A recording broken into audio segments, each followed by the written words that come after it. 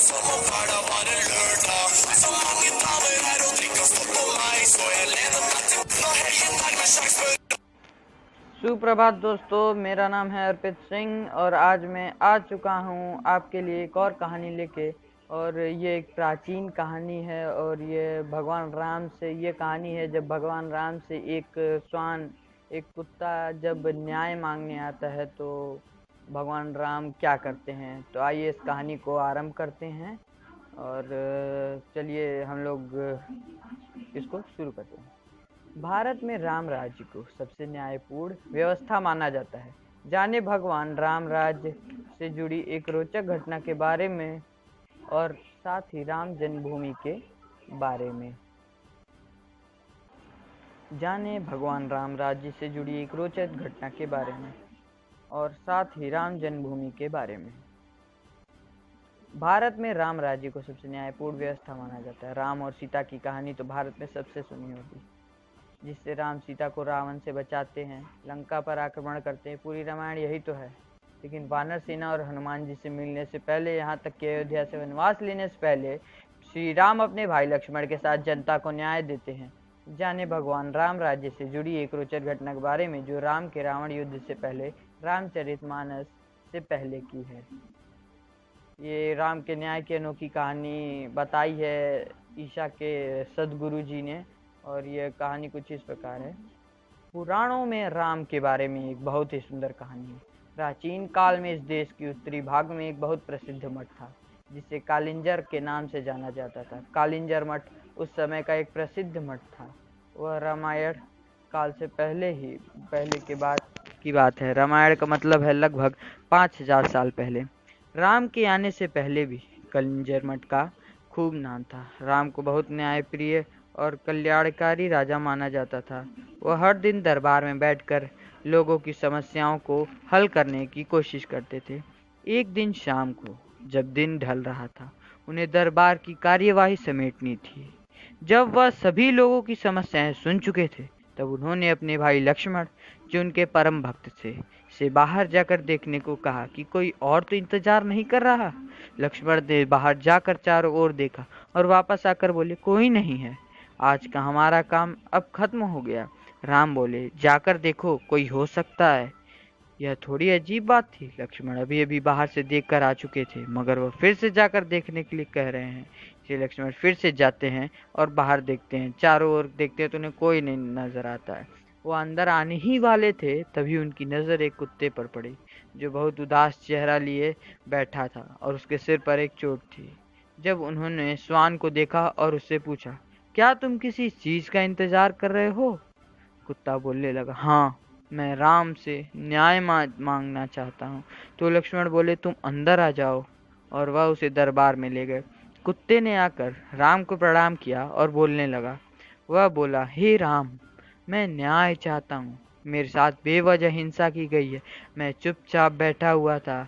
सर्वथा सिद्ध नाम का एक व्यक्ति आया और बिना किसी वजह के मेरे सिर पर छड़ी से वार किया। मैं तो बस चुपचाप बैठा हुआ था। मैं न्याय चाहता हूँ। राम ने तत्काल सर्वथा सिद्ध को बुला भेजा, जो एक भिखारी था। उसे दरबार में लाया गया। राम ने पूछा, तुम्हारी कहानी क्या है? यह कुत्ता कहता है कि तुमने बिना वजह उसे मारा। सर्वथा सिद्ध बोला, हाँ, मैं इस कुत्ते का अपराधी हूँ। मैं भूख से बौखला रहा था। मैं गुस्से में था, निराश था। यह कुत्ता मेरे रास्ते में बैठा हुआ था, इसलिए मैंने बेवजह निराश और गुस्से में इस कुत्ते के सिर पर मार दिया। आप मुझे जो भी सजा देना चाहें दे सकते हैं। फिर राम ने यह बात अपने मंत्रियों और दरबारियों के सामने रखी और बोले, आप लोग इस भिखारी के लिए क्या सजा चाहते हैं? उन सब ने इस बारे में सोचकर कहा, एक मिनट रुकिए, यह बहुत ही पेचीदा मामला है। पहले तो इस मामले में एक इंसान और एक कुत्ता शामिल है, इसलिए हम सामान्य तौर पर जिन कानूनों को जानते हैं वे इस पर लागू नहीं होंगे। इसलिए राजा होने के नाते यह आपका अधिकार है कि आप फैसला सुनाएं।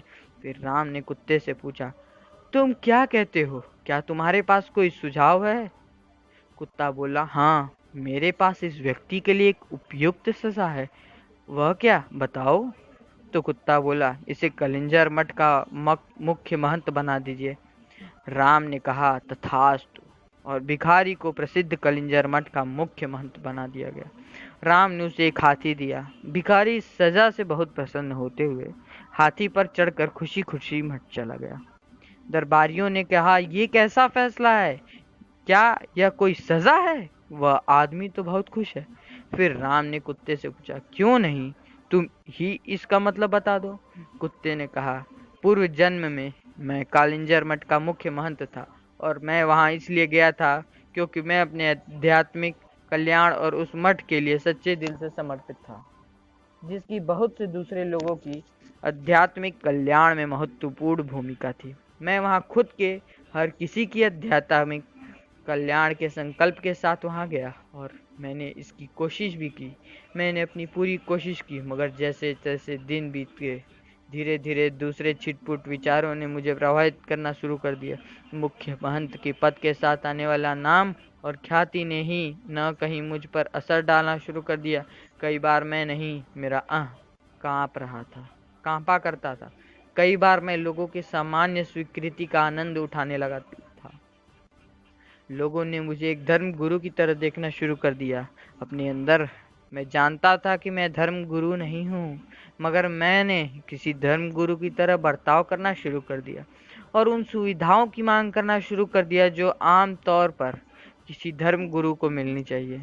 मैंने अपने संपूर्ण रूपांतरण की कोशिश नहीं की, मगर उसका दिखावा करना शुरू कर दिया और लोगों ने भी मेरा समर्थन किया। ऐसी चीजें होती रहीं और धीरे धीरे अपना आध्यात्मिक कल्याण के लिए मेरी प्रतिबद्धता घटने लगी और मेरे आसपास के लोग भी कम होने लगे। कई बार मैंने खुद को वापस लाने की कोशिश की, मगर अपने आसपास जबरदस्त स्वीकृति को देखते हुए मैं कहीं खुद को खो बैठा। इस भिखारी सर्वथा सिद्ध में गुस्सा है, वह कुंठित भी है, इसलिए मैं जानता हूँ कि वह भी खुद को ऐसा ही दंड देगा जैसा मैंने दिया था। इसलिए वह उसके लिए सबसे अच्छी सजा है, उसे कलिंजर मठ का मुख्य महंत बनने दीजिए। इसीलिए मैंने भगवान राम से ये वासना की थी कि उसे कलिंजर मठ का मुख्य महंत बनाना दीजिए। तो दोस्तों, ये एक बहुत ही अच्छी कहानी थी जो जब एक श्वान भगवान राम के पास पहुंचता है, उनसे न्याय मांगता है, तो भगवान राम क्या कहते हैं और ऐसा वो क्यों करते हैं, इस बारे में यहाँ पे बताया गया है। धन्यवाद। और मैं आप लोगों को ये बताना चाहता हूँ कि इस कहानी को ज़्यादा से ज़्यादा शेयर करें और इसे एक तरह की प्राचीन कहानी है, एक तरह की प्राचीन कहानी है जो कहीं पे भी आपको नहीं मिलेगी। ये रामचरितमानस के पहले की कहानी और इसे दिया है ईशा के जो सदगुरु हैं, जो महान सदगुरु जी हैं ईशा टेम्पल के, महादेव के परम भक्त, उन्होंने इस कहानी को बताया है और लोगों के सामने स्वीकृत किया। धन्यवाद। फिर से मिलेंगे अगले वीडियो में।